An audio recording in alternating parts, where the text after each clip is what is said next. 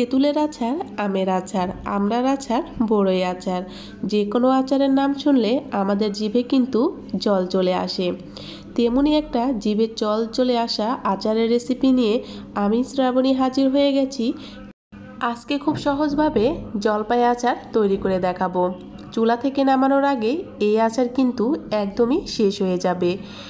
ঘরে থাকা সামান্য কয়েকটি উপকরণ দিয়ে আজকে আমি লোভনীয় এই আচারের রেসিপি আপনাদের মাঝে শেয়ার করছি।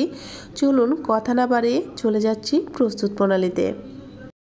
জলপাই আচার তৈরি করার জন্য প্রথমে যেটা লাগছে সেটা হচ্ছে জলপাই। আমি এখানে 1 কেজি জলপাই নিয়েছি, কাঁচা জলপাই নিয়েছি। তো আপনারা কিন্তু আপনাদের পরিমাণ মতো বাড়িয়ে কমিয়ে নিতে পারবেন। জলপাইগুলো একদম ফ্রেশ ছিল। তারপরে যেটা লাগছে আচারে কিন্তু অবশ্যই দিতে হবে সেটা হচ্ছে সরিষার তেল। সরিষার তেল ব্যবহার করলে আচারের স্বাদ কিন্তু দ্বিগুণ বেড়ে যায়। সরিষার তেলের পরে আমার লাগছে রসুন। আচারে সরিষার তেল আর রসুন কিন্তু মাস্ট দিতেই হবে, তাছাড়া আচারে কিন্তু পারফেক্ট যে স্বাদ সেটা পাবেন না।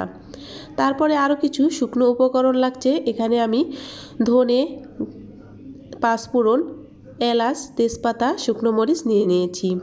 তার সাথে আরও লাগছে লবণ, হলুদ গুঁড়ো, শুকনো মরিচের গুঁড়ো। আপনারা চাইলে শুকনো মরিচের গুঁড়োটা স্কিপ করতে পারেন। তার সাথে আরও লাগছে চিনি। তো এবার চুলাতে কিন্তু আমি একটি কড়াইতে কাঁচা জলপাইগুলো দিয়ে দিয়েছি। এবার পরিমাণ মতো 1 কাপ পানি দিয়ে দিলাম। জলপাইগুলোকে আমি লবণ হলুদ দিয়ে ভালো করে সিদ্ধ করে নেব। তার জন্য এখানে হাফ চামচ লবণ দিলাম, হাফ চামচ হলুদ গুঁড়ো। লবণ আর হলুদ গুঁড়ো একবার ভালো করে আমি জলপাইয়ের সাথে মিশিয়ে নেব।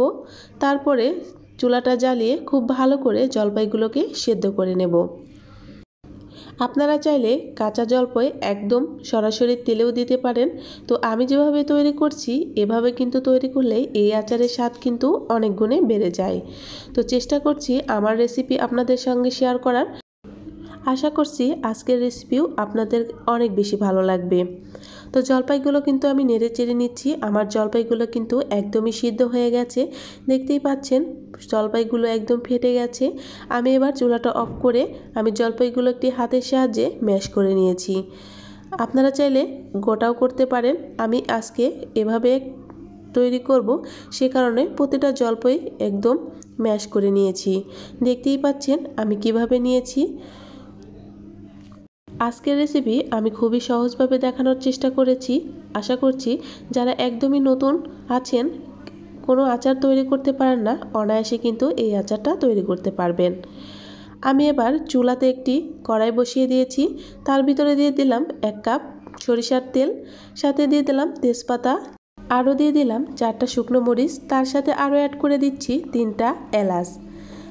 যতক্ষণ পর্যন্ত না একটা গন্ধ বের হচ্ছে ততক্ষণ আমি কিন্তু এই 3-4টে উপকরণ ভালো করে আমি তেলের সাথে ভেজে নেব।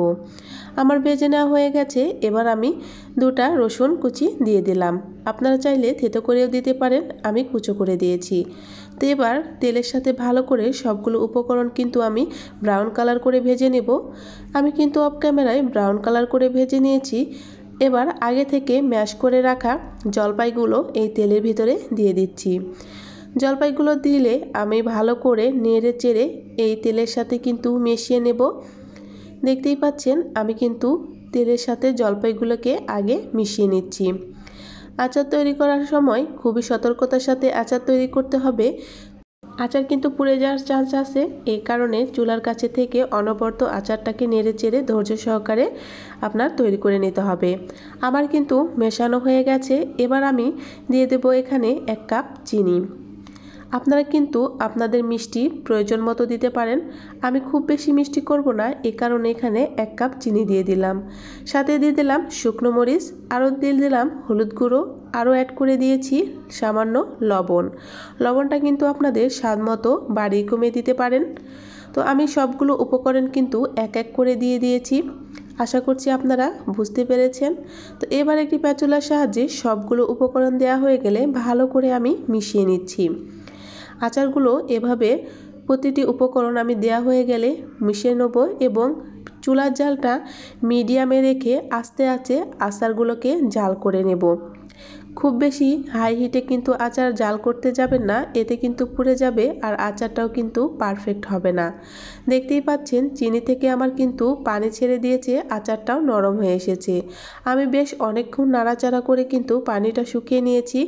এ পর্যায়ে এসে কালারটাও চেঞ্জ হয়ে গেছে। এবার আমি শুকনো ভাজা আচারের যে মশলা সেটা কিন্তু দিয়ে দিলাম। আমি কিন্তু অফ ক্যামেরায় মশলাগুলো তৈরি করে নিয়েছি।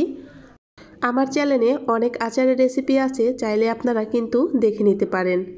তো A to Z আমি এই রেসিপিতে মশলাটা তৈরি করে দেখালাম না, কারণ অলরেডি আমি দেখিয়েছি।